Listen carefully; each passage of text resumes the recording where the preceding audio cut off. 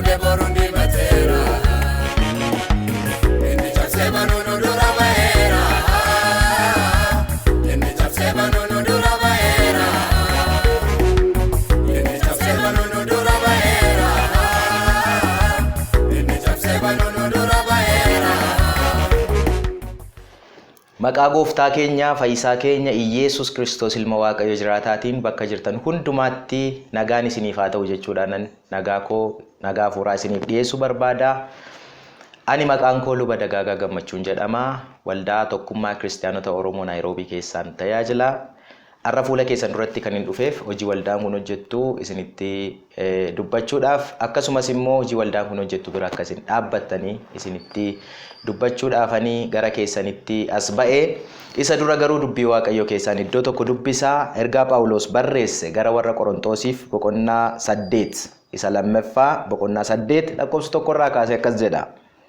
Yaa obboloota ananaa gocha ayyaana Waaqayyoo isa waldoota kiristaanaa Maqedooniyaatiif raawwatame akka beektan hin barbaanna.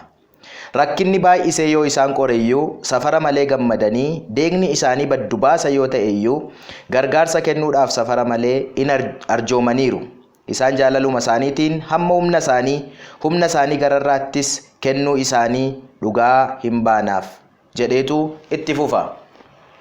Phaawulos warra Maqedooniyaa kana baay'ee galateeffata. Sababiin isaan galateeffatuuf immoo rakkinni isaanii fi hiyyumni isaanii beekama akka ta'e gadi fagoo akka ta'e rakkina garaagaraa akka isaan qaban Phaawulos kutaa kanarratti hin dubbata. Warra kaan seenaa Maqedooniyaadhaan qabee jajjabeessuudhaaf yeroo jedhu maal jedhee jalqabaa ayyaanni Waaqayyo akka isaaniif baay'ate akka isin bartan isinitti beeksisuu barbaannaa jedha. Kana jechuun maal jechuudha? Namni waan qabuuf miti kan inni kennu. Jara kanarraa wanti nu arginu isa kana. Safara malee rakkina akka isaan qaban rakkinni isaanii immoo baddu baasa akka inni ta'e Phaawulos dubbateetu garuu jedha kana hundumaa keessatti isaan warra kaan gargaaruudhaaf warra kaan bira dhaabbachuudhaaf warra kaanii wajjiniin hojii kana hojjechuudhaaf hojii wangeelaa hojjechuudhaaf baay'isanii nu gaafatanii kana keessatti hirmaachuu qabna jedhanii nu gaafatanii jedha. Kanaafi maal jedha ayyaanni waan isaanii baay'ateef jedha. Namni kan kennu waan irraa hafeef miti waan ayyaanni baay'ateef malee. Namni hojii Waaqayyoo bira kan dhaabbatu waan baay'ee qabuuf miti waan ayyaanni Waaqayyoo isaaf baay'ateef malee. Nama ayyaanni Waaqayyoo isaaf baay'atetu hojii Waaqayyoo bira dhaabachuu danda'a. Namni fooniif dhiigaan hin danda'u. Ayyaana Waaqayyoo barbaadanni kun jechuu kooti. Luqaas boqonnaa 21 irraas kan isin argitan gooftaan keenya Yesuus Kiristoos fuullee qodaa buusii taa'ee akkatti namoonni buusii kennaniin ilaalaa turedha. Hamma isaan kennan utuu hin ta'in kan inni ilaalaa ture akka isaan itti kennanidha. Anaan kan na dhibu kutaa sana yeroo dubbisu yeroo hundumaa Yesuus fuullee qodaa buusii taa'ee jedha. Akkuma iddoo faarfannaa jiru, akkuma iddoo lallabaa jiru, akkuma iddoo fayyina garaagaraa geggeeffamuu jiru, iddoo kennaan itti kennamus jira Yesuus. Kanaaf achi taa'eetu ilaalaa ture.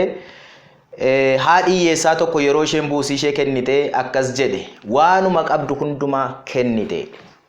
Kun immoo akkasittiin mana Waaqayyo tajaajiluun immoo yoo ayyaanni Waaqayyo namaaf baay'atedha. Nagaan Waaqayyo isiniif baay'atu ani maqaan koo Daraartuu Tasammaan jedhama. Dura buutuu jaarsolii waldaa tokkummaa kiristaanota Oromoo Naayiroobii ta'een tajaajilaatti jira. Waldaan tokkummaa kiristaanota Oromoo Naayiroobii kun waggaa 25 dura baqattoota haala garaagaraatiin biyya isaaniitii godaananii gara biyya kanaa dhufaniin kan hundoofte yommuu ta'u erga hundoofte jalqabdee waldaan kun bu'aa bahiif rakkina garaagaraa keessatti jabaattee dhaabbachuudhaan hojii Waaqayyoo hojjetaatti jirti.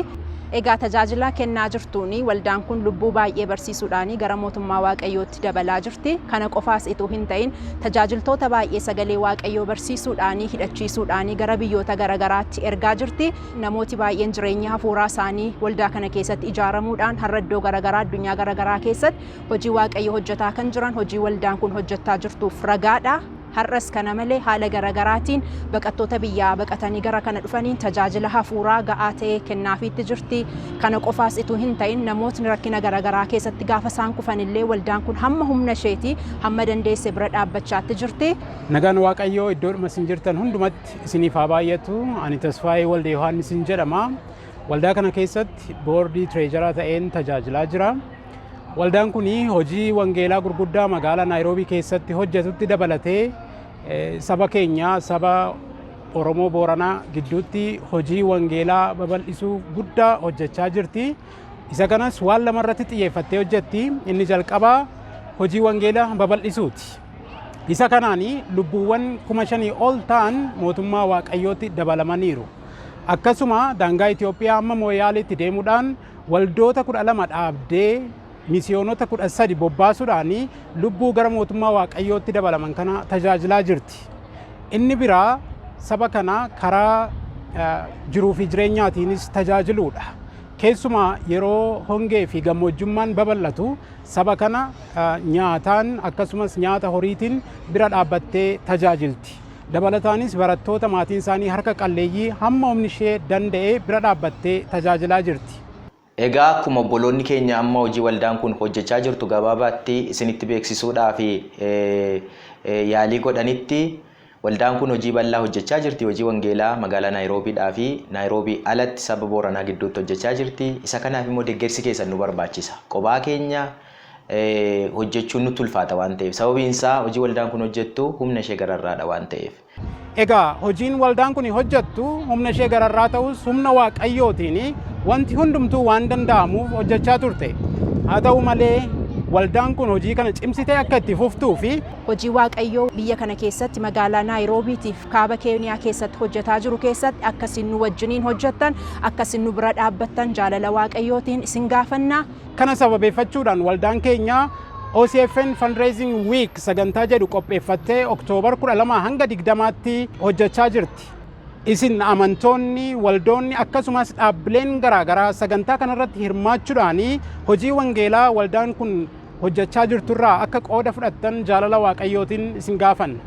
Kanaafiyyuu waldoonni kiristaanaa amantootni keessumaayyuu waldaa kanatti tajaajilamtanii gara biyya garaagaraa keessa kan jirtan hojii Waaqayyoo akka nu wajjiniin hojjettan nu bira akka dhaabbattan hojii kana keessatti qooda akka fudhattan jaalala Waaqayyootiin isin gaafanna. Eebbifama. Isa kanarratti akka isin argamtanii akka isin hirmaattan karaa garaagaraatiin iddoo jirtan jiraattanii akka isin isa kanarratti hirmaattan akkaawuntii waldaa keenyaa iskiriinii kanarra jira, adreesii waldaa keenyaa iskiriinii kanarra jira, karaa sooshaal miidiyaa waldaa keenyaa garaagaraatiinis nu qunnamuu dandeessu.